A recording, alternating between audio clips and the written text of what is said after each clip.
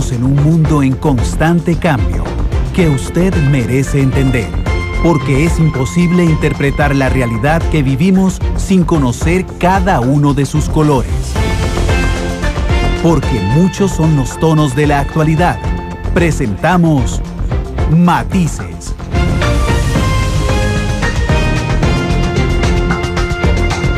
Una producción de Noticias Monumental.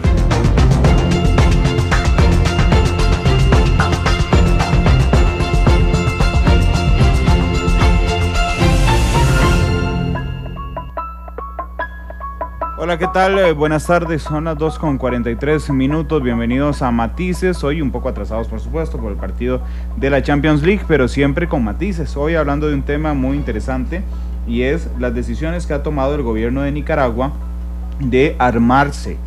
Esa es la palabra, de armarse. ¿Por qué se arma? ¿Qué importante es este armamento que viene particularmente de Rusia?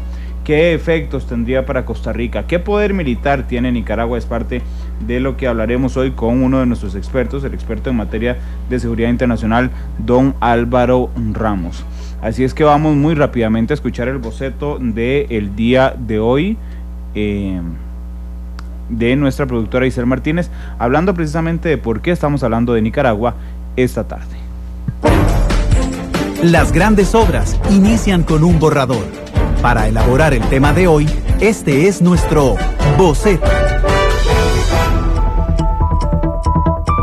Durante la Revolución Sandinista en Nicaragua entre 1979 y 1990, Rusia fue un importante aliado del sandinismo, encabezado por Daniel Ortega. Gracias a esta asociación, el país centroamericano obtuvo una cantidad importante de armas. Con la llegada nuevamente al poder de Ortega en 2007, la relación entre Nicaragua y Rusia se fortaleció nuevamente. Incluso actualmente, Rusia es el mayor proveedor nicaragüense de armas. Durante este año, el gobierno de Ortega ha anunciado que tiene como objetivo adquirir nuevo armamento. Meses atrás, dio a conocer que gestionan la compra a Rusia de 6 lanchas artilladas para el patrullaje marítimo, las cuales cuentan con tecnología de última generación y una capacidad de alcance de entre 4.000 y 5.000 metros. Asimismo, en julio anterior, Rusia donó a las Fuerzas Armadas nicaragüenses artillería antiaérea, con un costo superior a $15 millones. En vista de la importancia de este tema para el país, hoy en Matices le ofrecemos algunos tonos.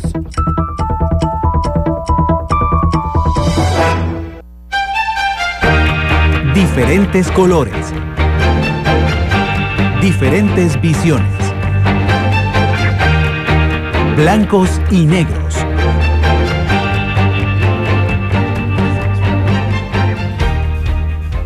Son las 2:45 y está el tema de Nicaragua planteado. Saludo hoy a nuestro especialista en seguridad internacional, don Álvaro Ramos. Don Álvaro, ¿qué tal? Buenas tardes. Buenas tardes, muchas gracias como siempre a sus órdenes. Gracias por la invitación. Hoy tenemos una versión más resumida de Matices, de aquí a las 3:30, pero creo que nos da suficiente tiempo para hablar. ¿Qué es lo que está haciendo Nicaragua? Porque nosotros decimos Nicaragua se está armando con, valga la repetición de palabras, con armamento ruso. ¿Para qué? ¿Es normal que un país del tamaño y con la ubicación geográfica de Nicaragua tome estas decisiones, don Álvaro? A mí me parece que esto tiene matices. Sí. El tema, aquí haciendo una símil con el nombre bonito que tiene su programa, no solo en Nicaragua la que está jugando aquí, realmente Nicaragua tiene su propio programa, digamos, frente a sus vecinos, frente al vecino más importante que tienen, que es Colombia, dentro de la perspectiva de su seguridad nacional, pero claro que no podemos evitar el juego independiente y con sus propios intereses de la República Federal Rusa. Uh-huh. Los rusos tienen su propia agenda política, su propia agenda militar, su propia agenda estratégica, y Nicaragua está sirviendo en este momento de bastión para esa agenda en el territorio centroamericano. Hay otros países en el hemisferio sur de nuestro continente que están jugando el mismo rol, ¿verdad? Venezuela tiene un rol parecido, yo diría que Perú ha tenido su rol en algún momento desde el punto de vista de armamento, y por supuesto Cuba, que ha tenido una relación de 5 décadas con la antigua Unión Soviética, con todo el bloque socialista, y ahora, por supuesto, estamos hablando que hay un renacimiento. Entonces no se puede dejar de ver el contexto de lo que está sucediendo en Nicaragua en el contexto de la expansión de la estrategia rusa, que tiene que ver con Siria, que tiene que ver con lo que está sucediendo en Ucrania, que tiene que ver con su confrontación con la Unión Europea, y una confrontación fuerte, clara, muy sonora con los Estados Unidos. Este es el contexto, este es el escenario grande en el que Nicaragua está jugando un papel pequeño, pero muy importante cuando se trata de observar el corazón de América. ¿De qué? Ahorita entramos al juego político y geopolítico, pero ¿cuán grave es, o grave no, cuán fuerte es el armamento que está adquiriendo Nicaragua de Rusia? Bueno, lo primero que hay que ver es en el contexto geográfico y en el área de acción de Nicaragua. ¿Para qué quiere más armamento Nicaragua? Nicaragua era el país más armado de Centroamérica desde la década de los finales de los 80 y 90, tenía el ejército más grande de Centroamérica, alrededor de 115,000 personas, para un país extremadamente pequeño y básicamente con una población muy pequeña en la época, en comparación a otros países del mundo, y encima tenía también reservas, milicias, tenía una agitación política de la época. Eso implicaba un apoyo al aparato militar. Era un estado que no podíamos decir que era una sociedad militarizada, porque eso corresponde a otro orden europeo, o la misma Cuba es mucho más militarizada, pero tenía características de que el tema principal de la sociedad no era la educación, no era la salud, no era la infraestructura. Tenía regiones enteras del país completamente aisladas, como por ejemplo la región atlántica de ellos, y sí tenía un aparato militar gigantesco. Tenía activos militares de la época que hasta la fecha están pesando, que desbalancearon totalmente a Centroamérica. Voy a decir uno concretamente, el caso de los SAM-7. SAM es el misil hombro-aire, que es decir, que una persona puede operarlo, un soldado entrenado puede operarlo, pueden derribar un helicóptero, pueden derribar un avión, hasta podrían, dependiendo de las condiciones, derribar un caza. Por supuesto, pueden derribar un avión de pasajeros o de carga, por supuesto, lo puede hacer. Bueno, Nicaragua tenía 1051, comparado al resto de Centroamérica, la proporción era increíble, digamos, tenía mucho más que todos los países juntos de Centroamérica. En tanques también, verdaderos tanques, T-54, T-55, tenía tanques, tenía artillería verdadera del estilo soviético, tenía algo muy importante que desbalanceaba también las cuestiones desde el punto de vista de infantería, es que tenía lo que originalmente en la Segunda Guerra Mundial se llamaban los órganos de Stalin, que es lanzadoras múltiples de cohetes. Es un instrumento muy, muy efectivo de saturación, una artillería relativamente fácil de manejar de saturación. Nicaragua tenía y tiene. Entonces, hay que verlo en el contexto que Nicaragua siempre ha tenido un ejército grande y un ejército armado por el bloque soviético. Por supuesto, no debemos olvidar algo que hasta la fecha nos afecta, que es que recibió, dicen los expertos, cientos de miles de AK-47 en todas sus variables, todas las variables del mundo socialista, y esos AK-47 son los que graciosamente, vendidos en una corrupción mayor, que fueron sacados de los llamados buzones militares que tenían, gigantescos.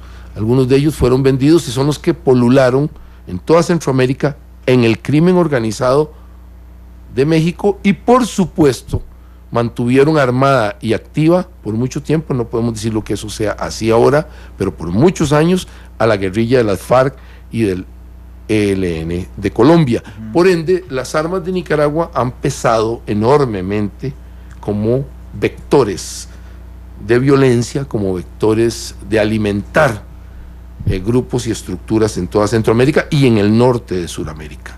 Dicho esto, creo que Nicaragua, a mí me había complacido verlo, que habían entrado en una etapa de reducción de su armamento. Ciertamente mucho de su armamento quedó obsoleto, muchísimo estaba ya obsoleto, y la reducción del ejército era notoria, digamos, hay que reconocerlo, después de los tratados de paz, después de los gobiernos que fueron electos y no mediante revolución o subversión. En Nicaragua redujo su aparato militar, particularmente su ejército, fue a unos niveles de cierta normalidad, y de repente observamos, escasamente hará unos 2 años, de repente un renacimiento de una militarización, y podemos observar que en el estamento político nicaragüense también, vea usted que tenían un vicepresidente civil, y el vicepresidente, el general Halles-Levin, actual, que fue nombrado en la última elección, compañero del presidente Ortega, era el comandante en jefe del ejército, jefe militar, general de ejército, general de 4 estrellas. Entonces estamos observando una remilitarización. Luego vinieron las leyes que le dieron un gran poder a los militares, particularmente en la frontera. Entonces observamos, y el último acto que podemos hablar de militarización de Nicaragua es nada menos y nada más que 2 confrontaciones. Una con Costa Rica, la invasión a Calero, clarísimamente, usted solo lo puede hacer si tiene un instrumento militar a lo largo de todo el dispositivo del San Juan, y por supuesto en la isla Calero, perteneciente a Costa Rica. Eso lo hizo el ejército de Nicaragua, que yo sepa no lo hicieron las monjitas del María Auxiliadora de Nicaragua, lo hicieron el ejército de Nicaragua. Y en segundo lugar, la clara confrontación que tiene con Colombia. Sí. Aquí es más seria que con Costa Rica, tengo que reconocerlo, porque tiene que ver con el mar territorial y tiene que ver con un reclamo que permanentemente ha estado por muchos años en relación a las islas San Andrés, Providencia y los cabos de Roncador, Quitasueño. Que además ya hay una condena de la Corte Internacional de Justicia que le otorga una parte a Nicaragua, y que Colombia había estado discutiendo el presidente Santos si cumplirla o no cumplirla. Hay que aclarar ese punto, que es muy importante, y usted está en lo correcto en cuanto al resultado, pero no en cuanto a la exactitud de la sentencia. Realmente no fue una condena, porque fue una sentencia medio salomónica. Sí. Le otorgó algo que era lo más importante para Colombia, que era que los territorios insulares que están habitados y desarrollados, evidentemente el que conoce San Andrés, mucho costarricense lo conoce, por cierto, nota que está perfectamente desarrollado y controlado por Colombia. Ese territorio insular le quedó a Colombia. Lo que sí le otorgó, interesante, fue, y aquí viene donde nos interesa por la pregunta suya, la pregunta que está siempre atrás de todo lo que está sucediendo ahora, es que le dio más mar territorial. Esto sí es cierto, y nada menos que 50 y tantos mil kilómetros. Más que el tamaño de Costa Rica. Más que el tamaño de Costa Rica, en mar territorial. Y entonces aquí es donde viene lo que a todo el mundo le ha llamado la atención, la compra, la orden de compra. Yo no estoy seguro si es comprado, es regalado, es prestado, es más sofisticado, con lease, no lo sabemos, realmente esos detallitos, todo eso juega ahora, curiosamente todo ese juego existe, se ha vuelto más moderno el asunto, no es aquella Unión Soviética que regalaba al que... puede ser un leasing de tanques. Un leasing ahí medio raro, usted me lo devuelve o se lo pasa a alguien después, en África, una historia más o menos parecida a esas, que eso sucede ahora, hay, en la NATO se alquilan aviones ahora, que jamás se hubiera hecho hace 30 años, ahora sí, la NATO ha alquilado aviones a Airbus y cosas de esas y a Boeing. Así es que eso está sucediendo en el mundo normal. Entonces Nicaragua está comprando 6 navíos de primer orden a los rusos, 2 de ellos misileros muy importantes y 4 de tipo de patrullaje muy potentes, que ciertamente no tienen nada que ver con Costa Rica. Desde la verdadera perspectiva, nosotros no tenemos ningún nivel de confrontación de tipo militar en el mar, no tenemos nada de eso, ni similar, suficiente sería para ellos. Claramente esto implica algo con Colombia, lo mismo que la atracción de fuerzas rusas, tanto navales como de otro tipo, una cuestión de una academia para drogas, etcétera. Este tipo de asuntos me está demostrando la segunda parte de la agenda, que quiere el verdadero patrón aquí, que quieren los rusos, cómo quieren poner sus pies en el centro de América, que hacía rato no los tenían. Pero antes de hablar de Rusia, don Álvaro, le decía lo de la Corte Internacional de Justicia porque el presidente Santos, la última declaración que lo hizo sobre la sentencia de la Corte Internacional de Justicia, él dijo que estaban analizando si se podía cumplir. Claro, si se podía cumplir era si la cumplían, es decir, de otorgarle esos 51.000, un poco más, kilómetros cuadrados a Nicaragua. Esta atracción de armamento ruso y de navíos no será simplemente por si algún día quieren ellos cumplir la sentencia si Nicaragua no la cumple, si Colombia no la cumple, más bien pensar que Juan Manuel Santos diga, bueno, no, pero es que lo pueden hacer cumplir ellos y podríamos tener una confrontación en mar abierto. Vamos a ver, seamos completamente claros, todo esto está en el tapete y todo esto está en la discusión.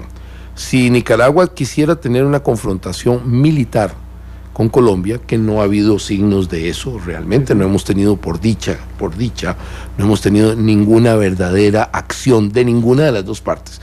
Las dos partes han estado discutiendo esto en la Corte. La Corte ha dado una resolución que evidentemente a Colombia, una parte de esa resolución, estoy seguro que le gustó la primera parte, sí, pero la segunda no le gustó, estoy seguro, y estamos claros en eso. No estamos en un proceso militar, estamos en un proceso político, ¿verdad? De estar discutiendo puntos de orden finos, incluso finos de orden jurídico. Pero en una confrontación militar, si se diera entre Colombia y Nicaragua, si se diera, yo creo que no se va a dar porque son países ya que no les conviene, que tienen mucho que perder en eso. Si se diera hoy por hoy, los resultados serían devastadores para Nicaragua. Colombia tiene la capacidad militar, estamos hablando en términos estrictamente militar, de ganar cualquier tipo de confrontación con Nicaragua, ya sea en el campo de la expresión de fuerza marítima, ya sea en el campo de infantería marina, que los colombianos están considerados entre los mejores del mundo, ya sea en el campo de un ejército muy entrenado y muy acostumbrado a maniobras y operaciones, y la fuerza aérea. Todo el conjunto de operaciones, la combinación de operaciones Colombia, sin la menor duda, su experiencia de combate, su capacidad de inteligencia, en el sentido de que tienen recabar datos, conocen muy bien al área de Centroamérica por el problema del narcotráfico, tienen perfectamente claro la parte geopolítica, las fuerzas que están en juego. Creo que Colombia claramente sería el vencedor en una confrontación. Creo que los estados del hemisferio occidental, y en particularmente los Estados Unidos y la ONU y la OEA, no permitirían una confrontación verdadera. Pero las lanchas que está comprando Nicaragua sí le permiten por lo menos presentar una forma de cabotaje, de resguardo de cabotaje, y más una expresión de fuerza, particularmente las misileras. Las dos misileras que compró son muy potentes, con 16 misiles antibarco, permitirían a Nicaragua presentar una confrontación, y la respuesta es sí, en el área. ¿Permitirían algún tipo de expresión de fuerza? Y la respuesta es sí. Pero sería un grave error, Tal vez es un mensaje nada más de Colombia, de piensa dos veces antes de decir que no va a cumplir la sentencia de La Haya. Sí, lo que creo es que estas sentencias no se cumplen con la fuerza, se cumplen al final con un nivel de negociación, una explicación de la sentencia por parte de los jueces, una expresión de adición y aclaración, como se dice en derecho. No creo que vayamos a una confrontación, le voy a ser sincero. Creo que Nicaragua no tendría ninguna posibilidad. Creo que más bien es un juego geopolítico de distanciarse un poco más de los Estados Unidos, porque han estado relativamente cerca. Sí. Creo que lo del canal, la tesis del programa del canal, el proyecto del canal, los hace atraer otras fuerzas a los chinos, ya las atrajeron, ahora le faltaban los rusos para compensar a los norteamericanos. Y aún así es interesante porque tienen relaciones diplomáticas con Taiwán y no con China. Así es, pero eso no cuenta en esto. Acordémonos que Nicaragua fue el primero que tuvo relaciones con China, sí, y que las rompieron para volver a Taiwán. Ajá. Entonces no cuenta mucho el punto siempre han tenido relaciones, y desde el punto de vista del canal, tampoco Panamá tiene relaciones técnicamente con China, y la compañía que está manejando gran parte de las operaciones del canal es la Whampoa, que es una compañía completamente china. Así es que parece que el tema de los canales, China tiene una proyección en este momento hacia el futuro muy fuerte, y no tiene. El punto militar de las armas es que no solo eso sucedió, sino que está abriendo una academia, Nicaragua, con ayuda rusa, está pidiendo ayuda en materia de narcotráfico, etcétera. Eso es lo que tal vez debemos observar, la llegada de los rusos aquí. Ahora hablemos de los rusos, pero antes de hablar de los rusos, que es muy interesante el tema ruso, quiero preguntarle algunas cosas que nos están planteando en redes sociales.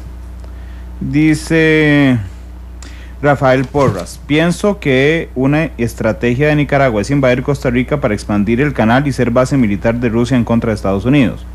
Adolfo le pregunta a usted, ¿es buena la tecnología rusa en materia de armamento comparada con la de Estados Unidos?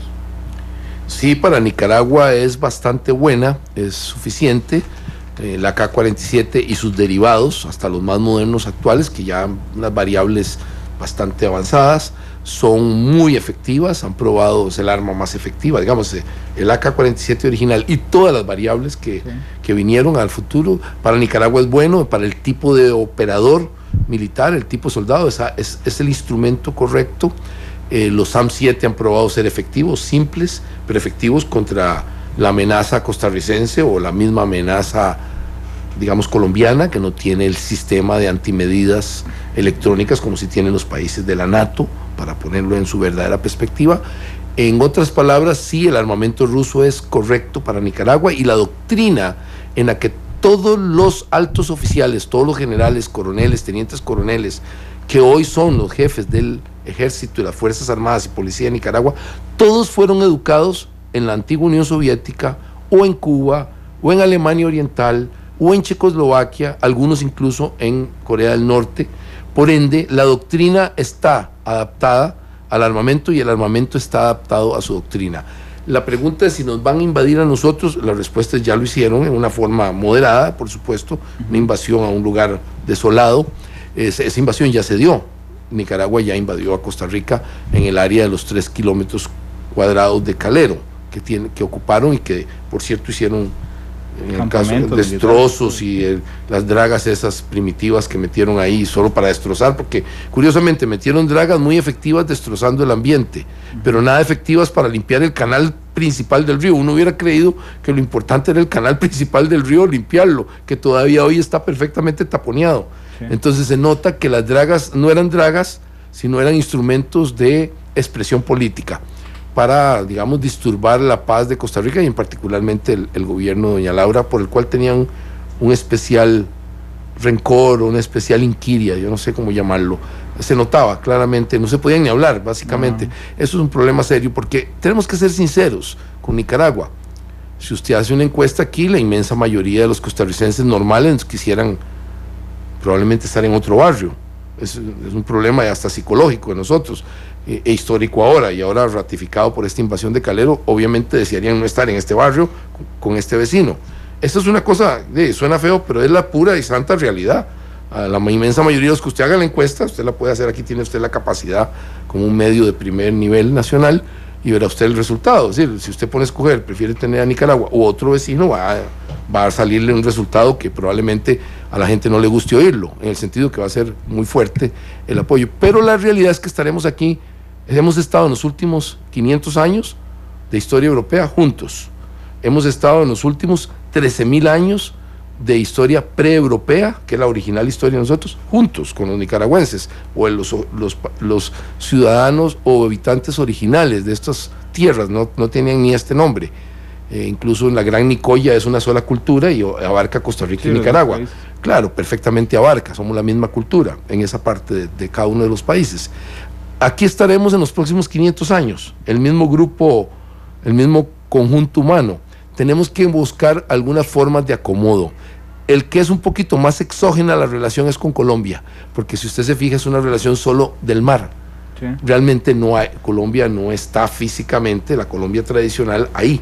Entonces ahí sí, hay una relación, digamos, de reclamo, y usted sabe por qué fue, ¿verdad? Porque originalmente Nicaragua estaba ocupada por la última ocupación de Estados Unidos. En una de las negociaciones le entregaron a Colombia la Nicaragua ocupada, que no es lo mismo que una Nicaragua no ocupada, entregó esas islas. Entonces los nicaragüenses han tenido ese reclamo en razón de esta situación, y un poquito la gente arguye que era cuando como los norteamericanos habían quitado la provincia de Panamá, ísmica de Panamá, para hacer el país y hacer el canal, a Colombia un poquito le retribuyeron con las islas que les pertenecían a Nicaragua. Todo este juego psicológico e histórico está en juego en lo que estamos hablando. Por ende, las armas rusas pueden ser buenas para Nicaragua, sí, pero siempre serán malas. Un país tan pobre, un país que no ha podido sacar a su población, que se esté armando en la forma en que se está armando, $45 millones. Pero en comparación con las gringas, con las armas gringas, son mejor las gringas. No para Nicaragua. Bueno. No para Nicaragua. Por lo que usted nos no explicaba, para Nicaragua. La teoría de sus generales está... Porque la doctrina nicaragüense está vinculada al tipo de arma soviético anterior. Dice Sonia, entre broma, gente en Nicaragua y en Costa Rica ha insinuado que el famoso meteorito, el que supuestamente cayó en Nicaragua, está relacionado más bien con su armamento recién adquirido. Y dice Sonia, ¿será?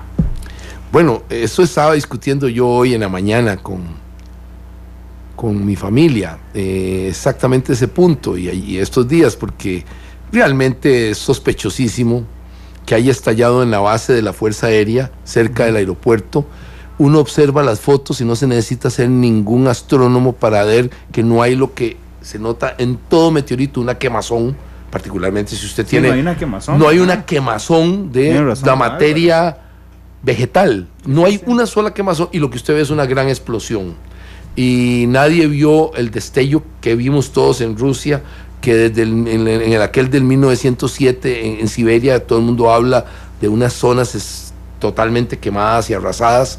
Aquí vemos algo muy particular y hace sospechar que estaban definitivamente guardando algún tipo de armamento, y mi sospecha es algo muy prohibido. En lo que le deben tener miedo es a que les descubran algo prohibido. Solo así se explica inventar una historia como la del meteorito, que es las bombas de racimo o algo parecido, esas cosas que hasta están prohibidas en la legislación aceptada internacionalmente. Todos sabemos que los ejércitos violan las legislaciones, todos sin excepción las han violado. Esa es la naturaleza de los ejércitos, violar los derechos humanos, violar la legislación. No son por naturaleza cumplidores de ningún orden, pero en este caso uno empieza a sospechar si no habrá algo de racimos, de la bomba, esas bombas prohibidas de racimos, que los tuvieron para golpear a la contra, que las volvieron a adquirir ahora, porque la teoría que anda, no en esto, sino en general, es que los rusos no están dispuestos a darle nuevo armamento a Nicaragua, pero sí a sustituirle el que se le haya hecho obsoleto. No están dispuestos porque ellos conocen el peligro de lo que significa eso, no. O sea, no olvidemos, los rusos son totalmente racionales. No estamos aquí hablando de ISIS o una cosa de esas que uno observa irracionalidades completas. Putin es tal vez el líder más frío. Probablemente el más entrenado. Claro, sin duda. Si uno busca por entrenamiento puro y entendimiento de geopolítica, Vladimir Putin es hoy de los líderes poderosos el más entrenado. Yo estoy seguro que si todos los presidentes del mundo se quedan perdidos en una isla, el que lo salva es Putin. Sí, es muy vivo, muy preparado, es un entrenado funcionario público de carrera. Espía. Sí, se convirtió en político a una edad relativamente joven, político de alto nivel, y ha ido restituyendo un poco el prestigio y el poderío del imperio ruso, porque los soviéticos es una de las tantas avatares, una de las tantas avatares que ha tenido esa enorme masa euroasiática que es Rusia y sus acólitos. El punto es, Putin nunca va a crear condiciones que él no pueda controlar. Entonces, le va a dar gusto a los militares nicaragüenses, le va a dar gusto a Ortega de ponerlo en una buena posición, pero nunca en una posición que se le vaya a las manos. Los conoce bien. Ellos los entrenaron, la KGB los entrenó, el ejército ruso y sus aliados los entrenaron, los conocen a la perfección. Entonces le va a sustituir el material que ha tenido obsolescencia, eso no tengo duda, munición, artillería, le cambia algunos de los misiles, le cambia las baterías, esto es un tema que me ha interesado, el de los misiles hombro-aire, SAM-7, las baterías estuvieron con problemas y son baterías especiales. Los rusos pueden cambiar las baterías por algo más moderno, todo eso puede estar sucediendo, pero nunca usted verá una presión. El caso concreto de las lanchas tienen que ver con el control probablemente de la posibilidad de hacer el canal, ir controlando la plataforma marítima, las vías acuáticas, entre ellas por supuesto el San Juan, y por supuesto presentar algún tipo de presencia, la palabra es presencia, no una proyección de fuerza, en el Mar Caribe frente a Colombia. Eso sí, lo tengo claro porque no tendría ningún otro sentido. Costa Rica ni Panamá juegan nada con semejantes lanchas, es decir, no tenemos ningún nivel de confrontación, ni lo quisiéramos tener, por supuesto. Rusia. ¿Cuán importante es para Rusia Nicaragua? ¿Es el país más importante de América Latina para Rusia? No, No, ciertamente no. Venezuela y Cuba. El país más importante de América Latina para Rusia es Venezuela, porque hoy por hoy lo que más le interesa a Rusia, aparte de tener aliados que los tiene a todos estos, y ahorita vemos que son solo estos países, Venezuela, 2 islitas en el Pacífico, y Nicaragua, que han reconocido las 2 republiquetas antiguas, sí, antiguas pequeñas regiones de Georgia. Solo estos 2, pues son 4 o 5 paisitos que han reconocido como repúblicas independientes. Osetia y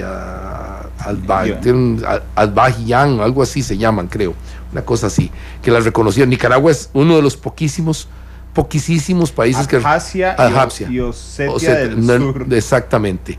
Esos 2, solo Nicaragua y 4 gatos las han reconocido. Entonces hay un agradecimiento natural. Nicaragua, bueno, tiene poco que perder en esto, porque no tiene básicamente un gran comercio internacional. Nadie lo va a castigar. La situación... Estoy viendo el mapa en Wikipedia. Lo voy a decir transparentemente. De los estados que reconocieron a Abjasia y Osetia del Sur, viene un mapa mundi que es celeste, y en verde los estados que han reconocido a Osetia. Solo está Nicaragua, Venezuela y Rusia. Y 2 islitas enanas en el Pacífico. Sí, aquí. Pero algo muy chiquitico. Entonces, algo que no tiene mayor peso. Le estoy diciendo que es un acto de gentileza, digamos, para con Rusia. No, Venezuela es mucho más importante. Le ha comprado 14,000 millones de dólares abiertos. Imagínense lo que puede haber comprado por debajo también, ¿verdad? En armamento verdadero. Ahí sí pusieron una fábrica, la única fábrica que hay en el continente, de AK-47 y sus derivados. Y ahora ya no es el AK-47, tiene varios derivados. Y de munición, los rusos la pusieron en Venezuela. Por supuesto ha comprado helicópteros, ha comprado todo lo importante, de todo tiene ahora Venezuela, que viene de los rusos.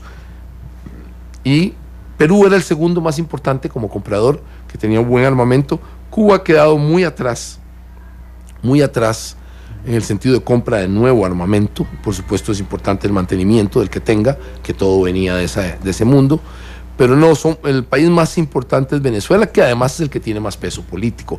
En el área centroamericana, el más importante es Nicaragua, y es porque tiene una tradición larguísima, que viene desde antes del 79, con el 79, con la llegada del régimen sandinista. Obviamente se reforzó, pero tiene una relación anterior, ¿verdad? Todos ellos pasaron en alguna forma por la educación que en ese momento el mundo socialista, guiado por la Unión Soviética, digamos, proveía a revolucionarios del estilo de los que Nicaragua produjo en el Frente Sandinista. Yo entendía muy fácilmente que para Rusia fuera tan importante la Venezuela de Hugo Chávez, porque tener de aliado a la Venezuela de Hugo Chávez era tener de aliado a la Venezuela de Hugo Chávez, a la Argentina de Cristina Fernández, al Ecuador de Correa, a la Bolivia de Evo Morales.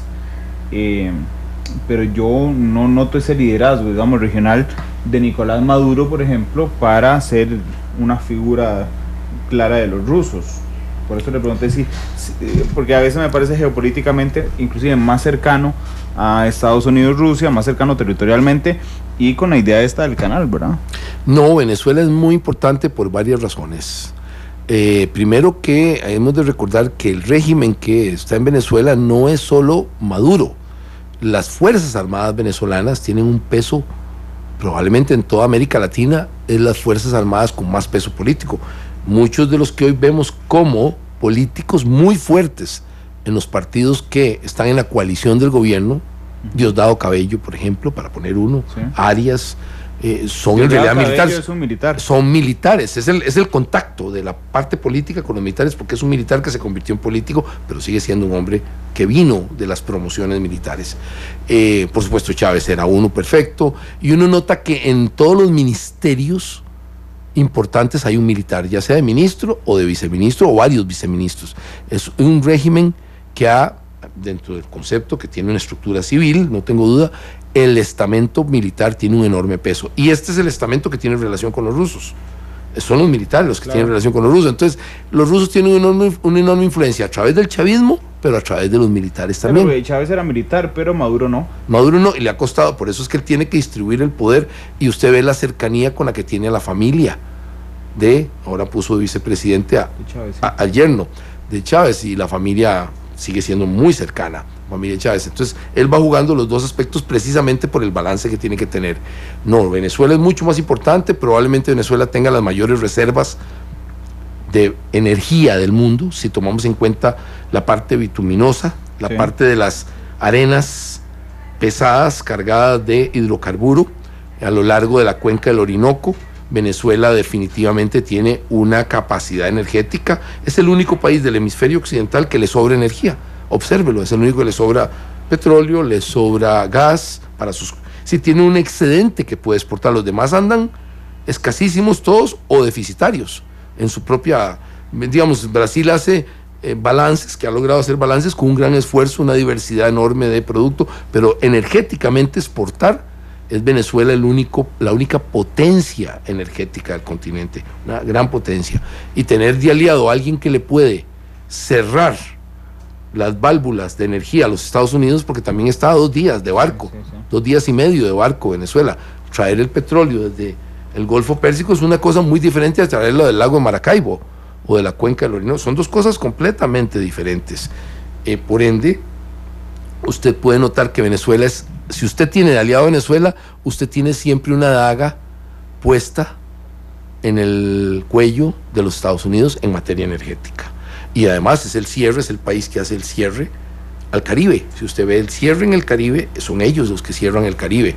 Esto hace que el Mare Nostrum para los norteamericanos, que es el Caribe, su lago interior, realmente tienen a varios que no son tan amigos. Nicaragua, Cuba, que no ha sido exactamente el amigo de Estados Unidos, y Venezuela. Entonces los Estados Unidos nunca ha estado tranquilo si existen bases, por ejemplo, la posibilidad de que existan bases, aunque sean temporales, que Hugo Chávez hizo una demostración con la llegada de los Tu-160, los Tupolev, los 2 que hizo, solo para demostrar que podía poner incómodo lo que para una potencia marítima como los Estados Unidos es que sus vías de acceso, sus vías de aproximación marítima, lo que se llama en inglés el approach, estén controlados desde el punto de vista de submarinos o desde el punto de vista de aviones de interdicción marítima. Esto pone muy nervioso a los Estados Unidos y este es el potencial que para Rusia sí tiene Venezuela y eventualmente podría tener Nicaragua. No, Álvaro, muchas gracias, hoy fue cortito. Muchas gracias a usted. Gracias. Quiero nada más contarle a nuestros oyentes y televidentes que el expresidente Arias, en su papel, por supuesto, de Premio Nobel de la Paz, empezó a tuitear mensajes de apoyo a Laurent Saleh. Él es un estudiante venezolano que viajó a Colombia, donde fue detenido y expulsado hacia Venezuela, y está en Venezuela detenido.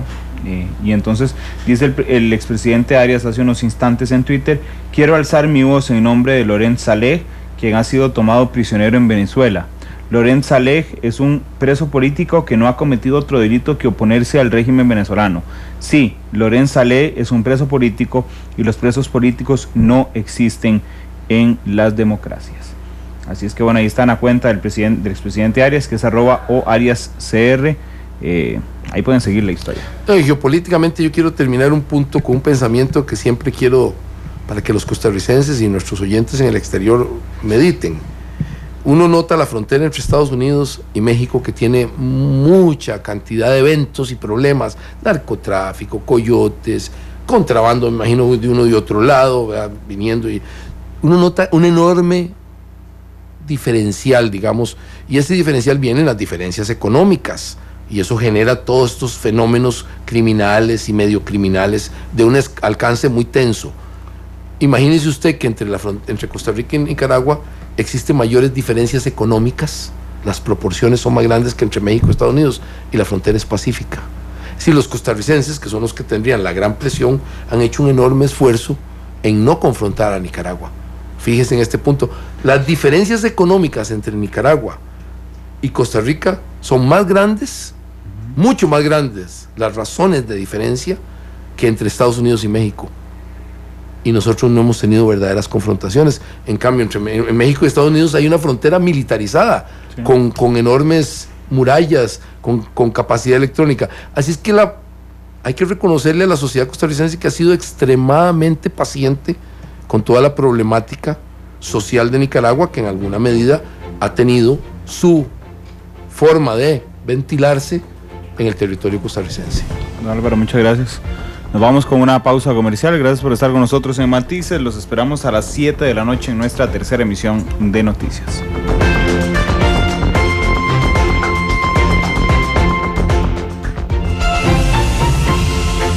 Porque la realidad tiene muchos tonos. Matices.